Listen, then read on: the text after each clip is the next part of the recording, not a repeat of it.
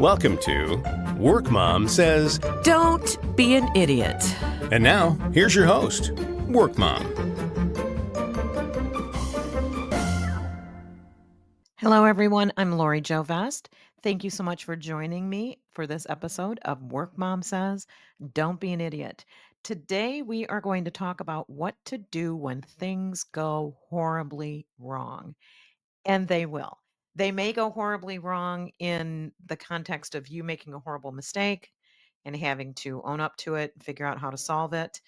They may go wrong in the context of one of your coworkers doing something that they made a big mistake and you're the one that gets to deal with it with the customer. Maybe a delivery that was supposed to get to the company didn't make it on time. Something got broken, something got broadcast that maybe was inappropriate. Basically, shit happens, and you may get stuck in the firestorm of that shit. It happens at the office. It will happen to you. It happens to everybody.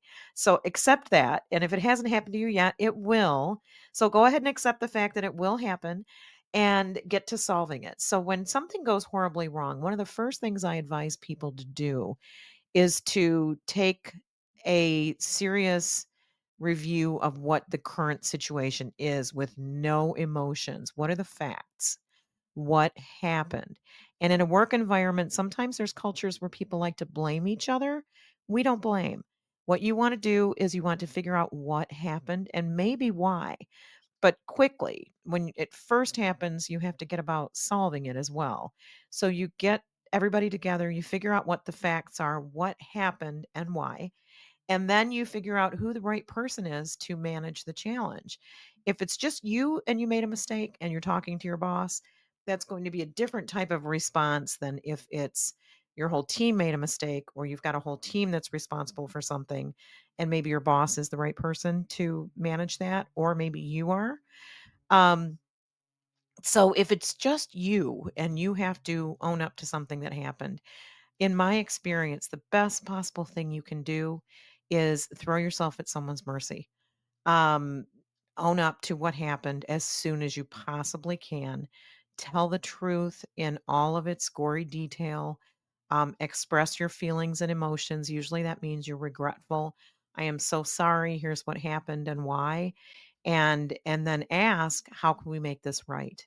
What would you like to do to help solve this problem? How can we fix this for you?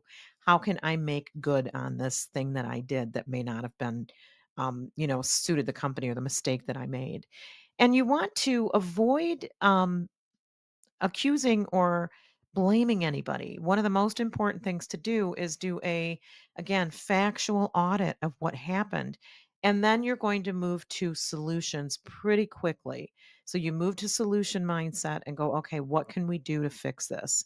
And I'll give you, an example here. My husband is a regular customer of a particular store brand, and they give him, points based on how much he buys, and then he can take those points and turn them into dollars off of a future purchase. And he'd gotten to the point with this particular brand where he was so excited that he was almost up to $100 in his points, and he was like super excited about it. So he went online this morning to shop and he saw that, oh, guess what? We got bought by another company. And now we've changed our rewards, our point system, our customer rewards program. And now you only have less than $50 in your rewards account. No notice, nothing. So he calls the store, the retail store, and they say, oh, we got bought. There's nothing we can do. But here's who you can call and get in touch with or email.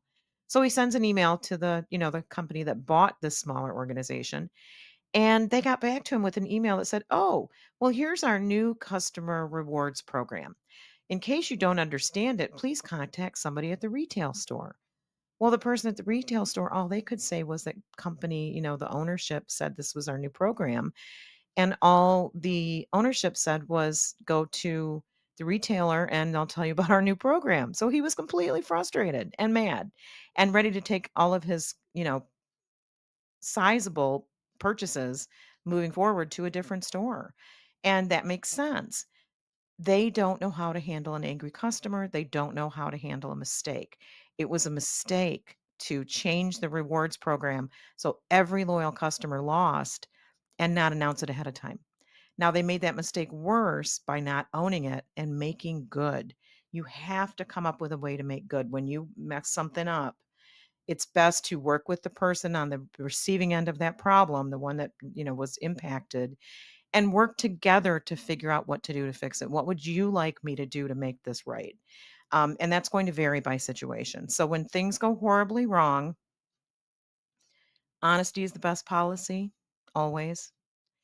Keeping your cool and talking specifically in facts is number 2. Not blaming anyone is number 3. That means you look for the facts, you find out what worked and what didn't work. You don't go, whose fault was this? Number 4, you get to solving the problem, preferably collaboratively with the person that was most impacted by the problem. And then number 5, it's always good to do what they call a post-mortem, which is when you look at what happened, everybody's calm. You don't wait too long because you don't want people's memories to fail. But you give it a couple of days and then you get the whole group together and go, all right, that's behind us now. What happened? How can we solve it? Is everybody okay? What can we do better next time? And it will serve you on a personal level to follow those steps. It will serve you on a business level to follow those steps. And you can be the leader in solving problems by being that honest, authentic, open, apologetic person. There are a lot of people that don't know how to do that or they don't understand the importance of it. The only way you get better at it, at dealing with problems, being authentic, being truthful, going into problem solving mode is through practice. So when something really horrible happens, tell yourself right away, well, here's my opportunity to practice how to handle difficult situations because you will experience many difficult situations in your career.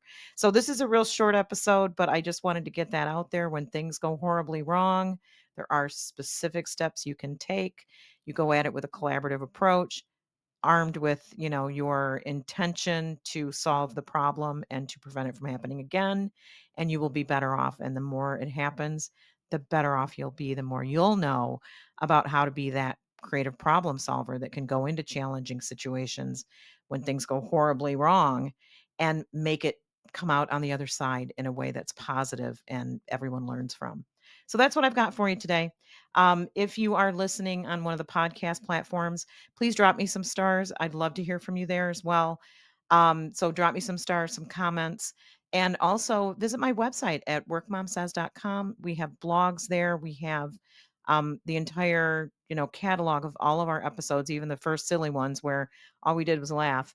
Then we got a little bit more serious and we hope to give you some really solid advice. So go to workmomsays.com. I have a contact form there. I would love to hear from you. Tell me who you'd like to have on the show, what topics you'd like me to cover, what questions you have, and reach out to me. I'm also on LinkedIn as an open networker. So Lori Jo Vest on LinkedIn. I would love to hear from you. Just make mention that you are a listener to the podcast. And I also have a YouTube channel where I'm going through right now 38 days of Work Mom. And so it's every chapter in my Work Mom Says, Don't Be an Idiot book here, available on Amazon. There's videos on each of the chapters on YouTube. I'm kind of right in the middle of creating that series. So look for it there. Subscribe on YouTube, like my videos, comment, give me some love there as well. And I'll be back with more helpful, useful information for young professionals very soon. Take care.